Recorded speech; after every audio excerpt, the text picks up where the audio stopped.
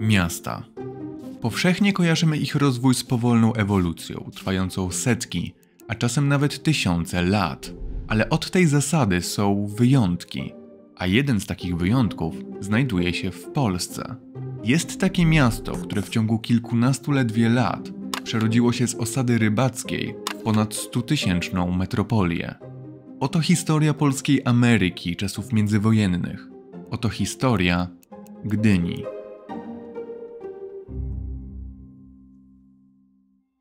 Aby zrozumieć historię Gdyni, najpierw musimy nakreślić historię Gdańska. Gdańsk był polskim portem od zarania. Pierwsza pisemna wzmianka o nim pochodzi z czasów Bolesława Chrobrego.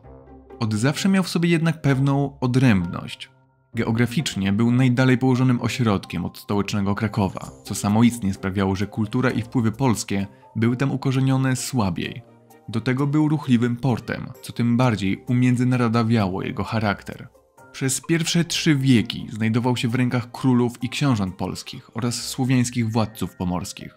Na początku XIV wieku jednak został wchłonięty przez zakon krzyżacki, z którego rąk wydostał się dopiero 1,5 wieku później. Co ważne, wydostał się na własną prośbę i dzięki również własnym staraniom. Od tego momentu dla Gdańska rozpoczynają się złote wieki w roli serca polskiego handlu, do którego Wisłą niczym arterią płynęły zboża i drewno. Dla Rzeczypospolitej źródła dobrobytu. Gdańsk był wtedy największym, najbogatszym i najbardziej niezależnym miastem w kraju. W XVIII wieku był już jednak cieniem swojej dawnej potęgi, z ledwie 1/3 ludności Warszawy. Wyniszczyły go wojny ze Szwecją i plagi chorób w poprzednim stuleciu. W 1793, podczas drugiego rozbioru, wpadł w ręce pruskie, w których z krótką przerwą na wojny napoleońskie pozostał do 1870, kiedy Prusy przerodziły się w Cesarstwo Niemieckie, II Rzeszę. Następnie przyszła I wojna światowa, którą Niemcy przegrały. W jednym z 14 punktów Wilsona o zaprowadzeniu porządku w powojennej Europie napisano: powstać powinno niepodległe państwo polskie na terytoriach zamieszkanych przez ludność bezsprzecznie polską, z wolnym dostępem do morza. I tak też się stało, ale niezupełnie. Bo Polsce owszem przyznano pas bałtyckiego wybrzeża, ale bez jego najważniejszego fragmentu, bez jedynego de facto powodu, dla którego wybrzeże w ogóle było Polsce potrzebne. Bez Gdańska. Port i przylegające do niego obszary stały się wolnym miastem. I to już w gestii Polski i Niemiec było ustalenie, na jakich zasadach będzie od teraz działać ich wymuszona współpraca. Współpraca, która żadnej ze stron nie była na rękę i która bardzo szybko okazała się niebezpieczna. W krytycznym momencie wojny polsko-bolszewickiej, gdy ważyły się losy kraju, gdańscy dokerzy odmówili rozładunków statków z amunicją, która miała trafić do polskiej armii. Ten incydent uzmysłowił władzom jedno: na Gdańsku nie można polegać. Młoda Rzeczpospolita potrzebuje własnego portu morskiego. Szybko podjęto działania. Głównym inżynierem i opiekunem inwestycji został Tadeusz Wenda, który jeszcze w 1920 wybrał najlepsze miejsce pod przyszłą budowę. Obszar na mokradłach u ujścia Potoku Chylońskiego w pobliżu niewielkiej rybackiej osady Gdyni. Choć prace ruszyły nieco wcześniej, historia portu rozpoczęła się dopiero jesienią 1922, kiedy Sejm wydał ustawę o budowie portu. Niestety początkowo prace szły niezwykle opieszale. Budowa co chwilę przystawała z powodu braku funduszy i właściwie nie ma się co dziwić, bo w młodym państwie tak wiele tak podstawowych rzeczy trzeba było zbudować od podstaw, że ogromna i rozpisana na wiele lat inwestycja chwilowo nie była najważniejsza. Mimo wszystko już po kilku latach prace ruszyły i to pełną parą. A stało się tak, co paradoksalne, za sprawą wojny. Nie militarnej jednak, a ekonomicznej. W połowie 1925 wygasły umowy międzynarodowe, które obligowały Niemcy do taniego skupu surowców od niektórych państw Europy, w tym Polski, oraz umowy o bezcłowym imporcie węgla z Górnego Śląska. W konsekwencji Niemcy całkowicie zrezygnowały ze sprowadzania polskiego węgla, a to oznaczało katastrofę. Republika Weimarska była najważniejszym partnerem handlowym Rzeczypospolitej, a węgiel najważniejszym towarem eksportowym. Zakaz jego importu miał rzucić polską gospodarkę na kolana, wymusić ustępstwa polityczne, może nawet korektę granic. Sprzedaż surowca w ciągu kilku miesięcy spadła z 50 milionów ton do 6. Strona polska w odwecie zakazała wwozu części niemieckich towarów. Niemcy odpowiedziały tym samym. Lista dóbr objętych zakazem przez obie strony lub obarczonych astronomicznymi cłami rosła niemal z tygodnia na tydzień. Skutki tego typu wojen handlowych zawsze są opłakane dla strony słabszej, a ta nie była żadnym wyjątkiem. Najważniejszy sektor przemysłu stał w miejscu, a polskich towarów często fizycznie nie dało się sprzedać za granicę. Eksport przez Niemcy był niemożliwy, a przez wolne miasto Gdańsk utrudniony. Na szczęście powstawała już Gdynia. Wojna celna była sygnałem, że budowa musi przyspieszyć i to szybko. I przyspieszyła, a po chwili wręcz rozpędziła, bo na Gdynię i całą krajową gospodarkę spadło istne błogosławieństwo. W połowie 1926 roku w Wielkiej Brytanii wybuchł generalny strajk górników. Jeden z największych eksporterów tego surowca w Europie był sparaliżowany. Dla Gdyni i całej Polski była to dziejowa szansa, którą skrzętnie wykorzystano. Nagle pojawiła się potrzeba wyeksportowania nawet 100 000 ton węgla miesięcznie, na co brakowało już mocy przerobowej i należało dodatkowo rozbudować port. By jeszcze zintensyfikować eksport, zarządzono budowę magistrali węglowej, bezpośredniego połączenia kolejowego między Śląskiem a Wybrzeżem, dzięki któremu od 1933 węgiel mógł trafiać z kopalń bezpośrednio na statki. Górnictwo, które przez wojnę celną z Niemcami przeżywało ogromny kryzys, stało się nagle kołem zamachowym całej gospodarki, a polski węgiel, nawet po wygaśnięciu brytyjskich strajków, na dobre zakorzenił się na europejskich rynkach, przede wszystkim skandynawskich. Rok 1926 był dla portu momentem przełomowym.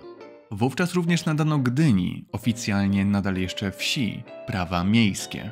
Port zaczął rosnąć w oczach. Na początku 26 roku Gdynia przeładowywała zaledwie 0,4 miliona ton towarów, Gdańsk w tym czasie 6,3 miliona. Po 12 latach jego przeładunek urósł jednak tylko do 7 milionów, Gdyni do ponad 9. Już w latach 30. nowy port stał się najruchliwszym na Bałtyku, a pośrednictwo wolnego miasta przestało być potrzebne.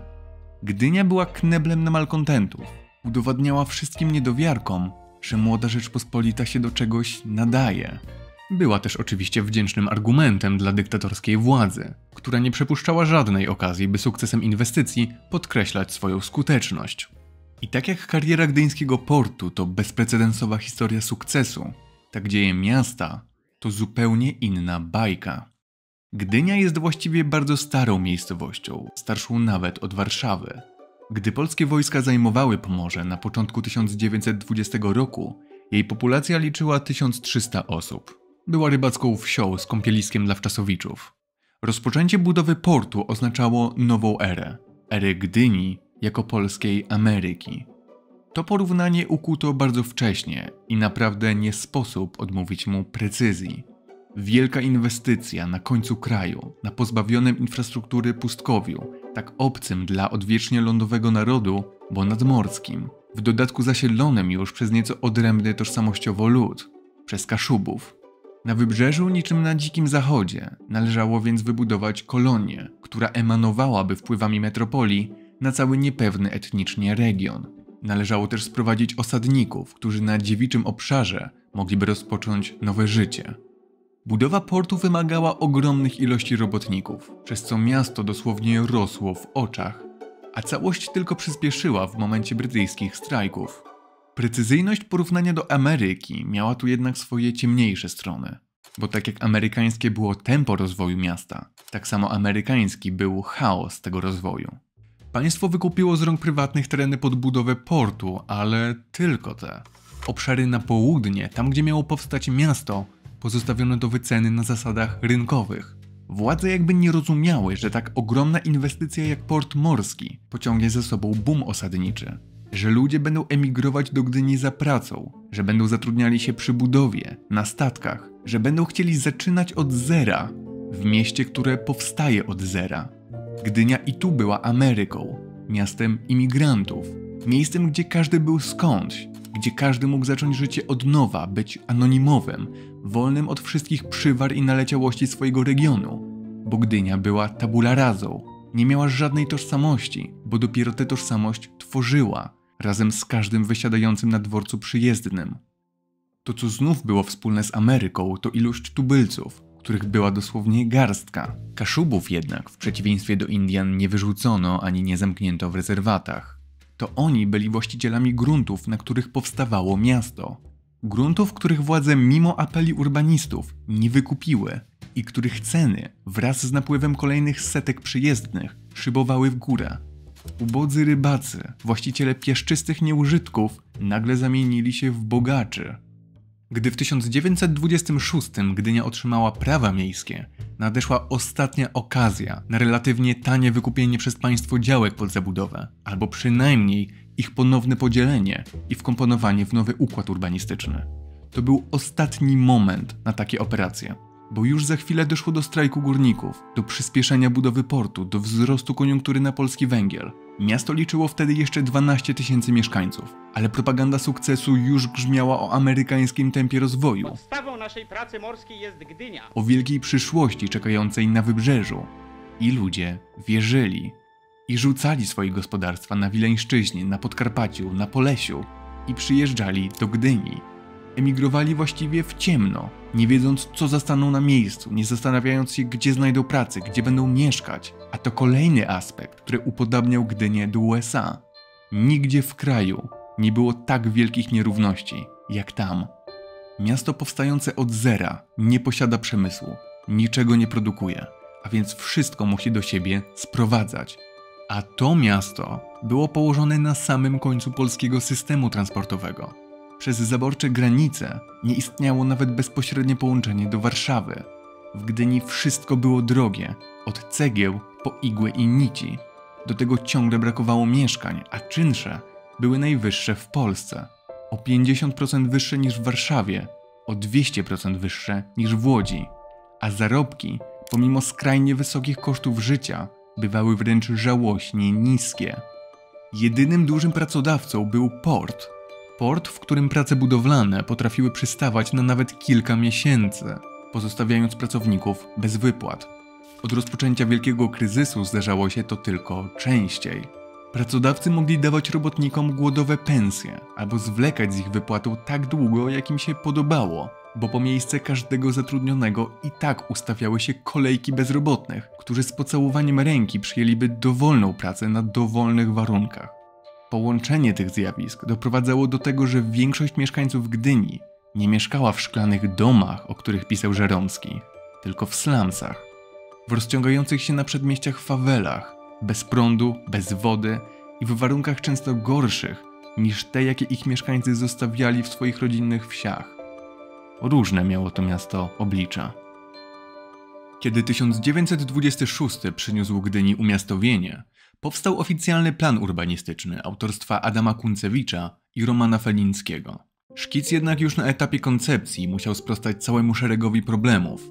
Miasto musiało powstać na stosunkowo ciasnym obszarze, w klinie zamkniętym od północy przez port, od wschodu przez Bałtyk, od zachodu przez tory kolejowe i granice Wysoczyzny, a od południa przez Kamienną Górę. Urbaniści musieli również niemało się nagimnastykować, by uwzględnić istniejący już układ własnościowy. Gdyby plan urbanistyczny Kunцewicza i Felińskiego nie był naginany, podróżni wychodzący z dworca kolejowego ujrzeliby pokaźnych rozmiarów plac, z którego promieniście rozchodziłyby się proste aleje.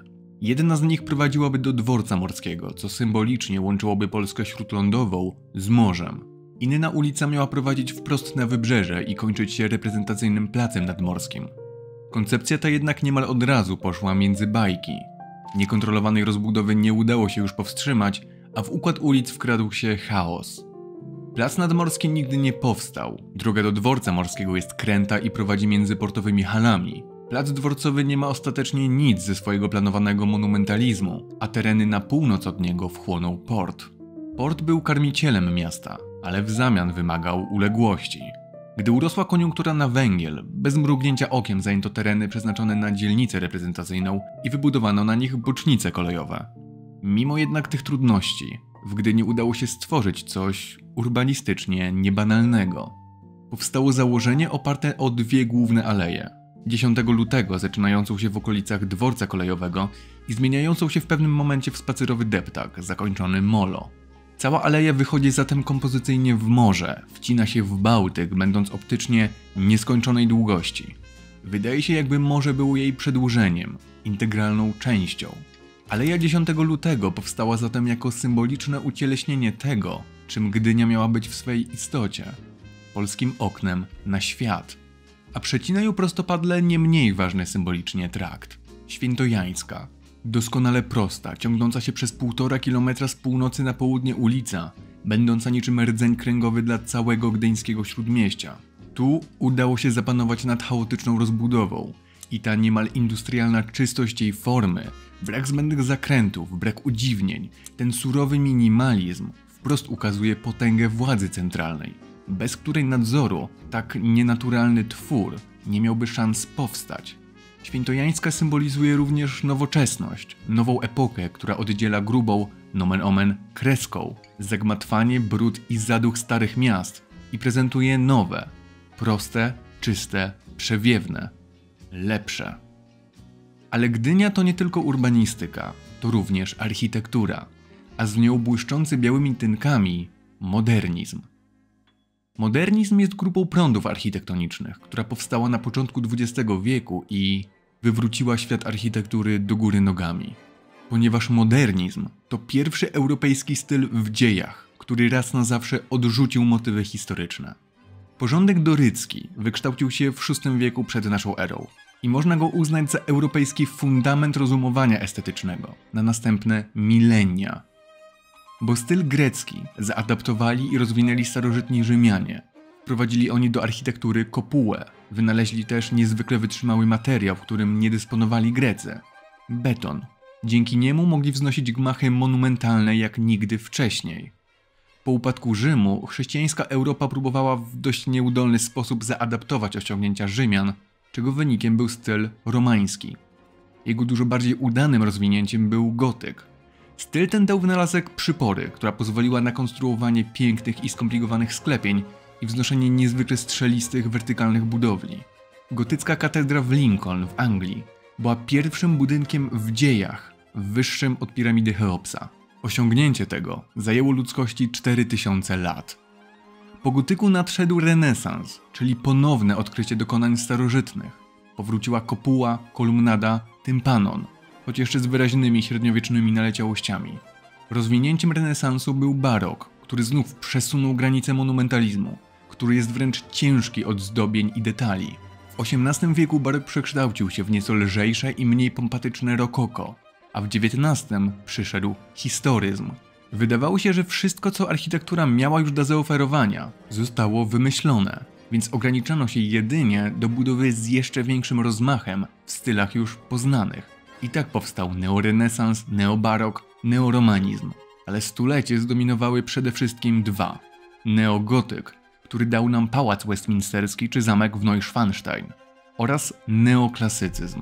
To styl powstały z zetknięcia XIX-wiecznej technologii i zasobów z rzymskimi założeniami. Nigdy wcześniej nie wznoszono gmachów tak kolosalnych, tak nieopisanie nieraz wielkich, że potrafiących przyćmić swoim rozmachem większość tego, co ludzkość zdążyła zbudować w przeszłości. To był ostateczny hołd złożony dokonaniom starożytnych. Tylko że pod koniec stulecia architekci byli tym już znudzeni. Europa trzymała się antycznych założeń od 2500 lat. Jak długo można męczyć jeden schemat? Stąd na przełomie mileniów powstawały różne wariacje, jak na przykład Art Nouveau, zwane secesją. Jednak ostateczne zerwanie z przeszłością nadal nie było możliwe, bo nie pozwalała na to technologia. Wszystkie te historyczne style tak naprawdę różniły się od siebie jedynie dodatkami i nic nie mogło się w tej materii zmienić, dopóki nie wynaleziono by jakiegoś przełomowego materiału budowlanego. Na szczęście na jego odkrycie nie trzeba było długo czekać. Już na przełomie XIX i XX wieku zaczęto powoli wprowadzać nowy wynalazek, który bez cienia przesady można określić jednym z najważniejszych odkryć w historii budownictwa. A jest to żelbeton. Beton zbrojony stalą. Tylko i aż tyle. To materiał odporny na ogień i wodę, mogący przyjąć dowolny kształt, ale przede wszystkim niezwykle wytrzymały, przewyższający wszystko, czego kiedykolwiek używano przy wznoszeniu budowli. Jego wprowadzenie pozwoliło na fundamentalną zmianę sposobu projektowania. Dotychczas od czasów antyku typowy gmach budowano mniej więcej tak. Na potężnych fundamentach budowano ściany, które musiały być grube i stabilne, bo to na nich spoczywał cały ciężar pięter, stropów i dachu. Sam strop zawsze stanowił wyzwanie, bo stworzenie dużej podwieszonej płaszczyzny oznaczało konieczność budowy sklepień, filarów albo obelkowania, które z kolei zmniejszały powierzchnię użytkową. Każde dodatkowe piętro oznaczało, że ściany muszą być coraz grubsze, by utrzymać ciężar tych pięter. Powodowało to dwie rzeczy. Po pierwsze, budynki nie mogły mieć zbyt wielu kondygnacji, bo w pewnym momencie mury po prostu nie wytrzymałyby obciążenia. Po drugie, nie mogły mieć zbyt wielu zbyt dużych okien, bo każde takie okno to po prostu dziura w ścianie, która zmniejsza jej wytrzymałość. I tu objawia się rewolucja, jaką przyniósł żelbeton, bo dzięki jego wytrzymałości można było od teraz oprzeć całą konstrukcję nie na ścianach, a na słupach, na wewnętrznym szkielecie. Dzięki temu cały budynek mógł być lżejszy i możliwe stało się budowanie wyżej i obszerniej niż kiedykolwiek wcześniej. Mógł się narodzić drapacz chmur, mógł się narodzić blok mieszkalny. Żelbetowe stropy pozwoliły na tworzenie ogromnych powierzchni, bez konieczności stawiania podpór. Zniknęła więc konieczność budowy sklepień i belkowania, a więc i zadaszenia, które chroniłoby je przed pogodą. Pierwszy raz w historii mogły więc powstać płaskie dachy. Od teraz można je było dowolnie zagospodarować, stworzyć taras i oddać z powrotem powierzchnię, którą budynek zabierał na ziemi. Ściany przestały mieć funkcję nośną i mogły być wykonane z właściwie dowolnego materiału. Z metalu albo szkła, mogło też nie być ich wcale. Ich charakter mógł zostać ograniczony tylko i wyłącznie do oddzielania mieszkańców od warunków zewnętrznych. Żelbeton pozwolił też na wznoszenie konstrukcji o absolutnie szalonych kształtach, niespotykanych nigdy i nigdzie wcześniej. Tak oto narodził się modernizm. Styl, który wymyślił architekturę na nowo, który był największym przełomem w sposobie tego, jak budujemy od czasów starożytnej Grecji. Jednym z pierwszych objawień nowego budownictwa była fabryka Fagus z 1913 roku, dzieło Waltera Gropiusa i Adolfa Meyera. Ten przeszklony narożnik przyjeżdżali podziwiać architekci z całej Europy. I nie ma się co dziwić, bo nigdy w historii wybudowanie czegoś takiego nie było możliwe. Nadeszła przyszłość. W latach 20. wykształciło się coś, co dziś kojarzymy jako ten klasyczny, przedwojenny modernizm, czyli styl międzynarodowy. To w tym stylu powstała słynna Villa Savoy Le Corbusiera, czy siedziba Bauhaus Gropiusa. To w tym stylu powstała Gdynia. Modernizm na pierwszy rzut oka może się wydawać prosty, surowy, wręcz ascetyczny, ale to dość powierzchowne wrażenie. Całe piękno tkwi w całościowej kompozycji. Modernistyczne elewacje są czyste, gładkie, bo nowy styl niemal kolektywnie odrzuca ornament i detal. Więc aby nadać konstrukcji atrakcyjności, architekci zaczynają bawić się formą. Wiele modernistycznych realizacji odrzuca dogmat obecny w architekturze od samego jej zarania – symetrię. To budynek tzw. gdyńskiego bankowca, monumentalna bryła, która tak jak w wielu przykładach jest piękna formą, a asymetria gra tu bardzo ważną rolę. Fasada południowa ma nierównomierne rozłożenie okien. Jej lewa część jest pusta. Następnie pojawiają się 4 okna zrównane z fasadą, potem 2 cofnięte balkonowe, które przeradzają się we chwilowo ciągłą serię okien, które znów żednieją aż do prawego skraju gmachu.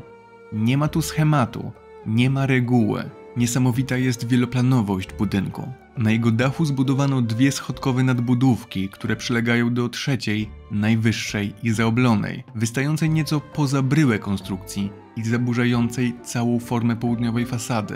Owalna nadbudówka pnie się od najwyższego punktu budynku aż po najniższy, zdając się rozpierać elewację od środka i prowokując jej płynne wysunięcie.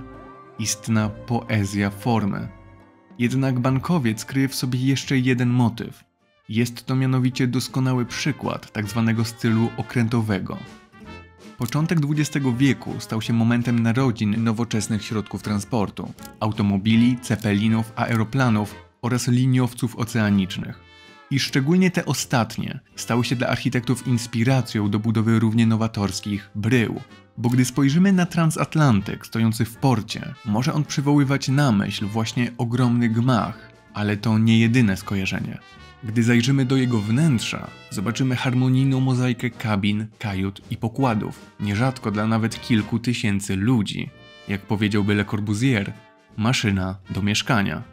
Na zachodzie styl okrętowy znany jest jako streamline i to w jego obrębie powstawały te absolutnie ikoniczne amerykańskie budynki z lat 30., ale również niesamowicie wyglądające samochody, pociągi czy sprzęty domowe. Retrofuturyzm był przez chwilę rzeczywistością. W Gdyni powstało całe mnóstwo gmachów nawiązujących do stylu okrętowego, ale tym najbardziej rozpoznawalnym jest budynek ZUS-u. Cała jego konstrukcja dosłownie przypomina statek. Parter jest podcięty i wyłożony czarnym kamieniem, dodaje to budynkowi lekkości, optycznie unosi nad powierzchnię ulicy. Przez całą długość elewacji poprowadzono równoległe wstęgi okien, niemal identyczne jak te na liniowcach.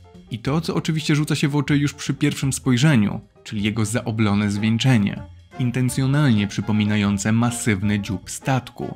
Tego typu perełki zdobią całą Starą Gdynię i wiele innych polskich miast. I choć styl międzynarodowy zakończyła II wojna światowa, to modernizm tak naprawdę trwa nadal. To na przykład blok, który stoi w mojej okolicy. Został zbudowany w 2018 roku i spełnia właściwie wszystkie wymagania modernizmu. Ma nieco ciemniejszy, podcięty parter, gładkie jasne ściany, płaski dach i kubiczną konstrukcję. A jednak nie jest zwykłym prostopadłościanem, bo bawi się formą. Okna są na przemian zrównane z elewacją i cofnięte, tworząc minimalistyczne balkony. Jednak schemat zaburza ostatni powtórzony szereg, wprowadzając asymetrię. Prawy górny narożnik jest ścięty i zamieniony w taras, oddając mieszkańcom część zebranej przestrzeni. Gdyby taki blok wybudowano 100 lat temu, mógłby na nikim nie zrobić wrażenia. Oto, jak silny wpływ na współczesne budownictwo miał modernizm. W tym momencie zakończmy naszą krótką historię miasta i portu Gdyni, polskiej Ameryki, chluby II RP i jednej z najważniejszych inwestycji stulecia, prawdziwej perły modernizmu i miasta marzeń. Filmy na tym kanale mogą powstawać dzięki wsparciu patronów. Jeżeli doceniasz to, co tworzę, możesz rozważyć wsparcie mojej działalności w serwisie Patronite.